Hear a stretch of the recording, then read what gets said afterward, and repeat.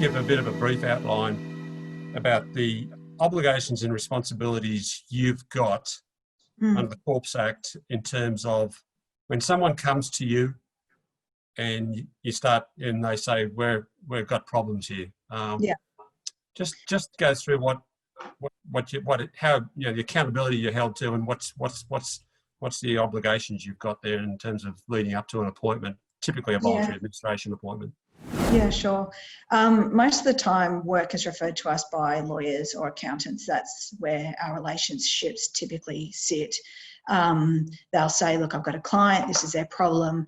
The first thing we do is, other than get a very, very brief overview of what type of job it would be, we then reach out to our national practice to say, hey, we've been asked to consent to this role for this entity. We provide a list of all the stakeholders, who's likely to be engaged. Is it formal engagement for an external administration or more consultancy? And then we seek to make sure that we're not conflicted in any way. And a conflict can be one of our other segments in a different area of the business has previously done work with someone attached to that business. So we do have to be mindful that despite the concept of Chinese walls, are we clear in our conscience of any conflict that might compromise our role? Further to that, obviously, as insolvency practitioners, we have memberships to, insolvency practitioner is registered with ASIC as an insolvency practitioner, and they have to deal with the regulatory body's expectations of what it is a liquidator or administrator ought to do. What are the ethics attached to that? We have to declare any relationships that we have with any of the parties, including down to, it's not unusual for us to have meetings with the parties who are engaging us prior to our appointment, but that's merely to get us across the details of what the engagement is. So we disclose what those meetings are, how many there are, over what period of time, and with who, whether it's the lawyers, whether it's the director, whether it's the creditor that's attached.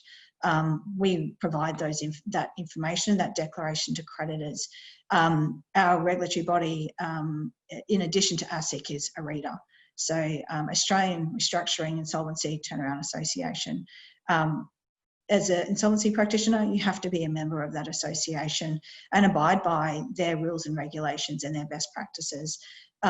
We get audited quite regularly around the conduct of our files, and ASIC will take disciplinary action if you've taken on a job that you're conflicted on, or that you've had some prior consultancy arrangement with a director, and then you take on an external administration.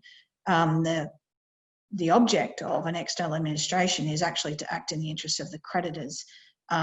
Very regularly do we see suggestions that because we're appointed by the director, there must be some relationship. Like I said before, most of the relationships come through their lawyers or their accountants. But even if that is the case, very quickly do our relationships get strained with that director, because they recognise we do the thorough investigations. We've got statutory obligations that are set by law, so we don't get the discretion to not do it. That's our job, that's our role, and we're there for the interests of the creditors. In a construction environment, that's the subcontractors, that's the employees, that's the principal who has a shortfall on the bank guarantee that they've cashed. There's a broad spectrum of stakeholders involved.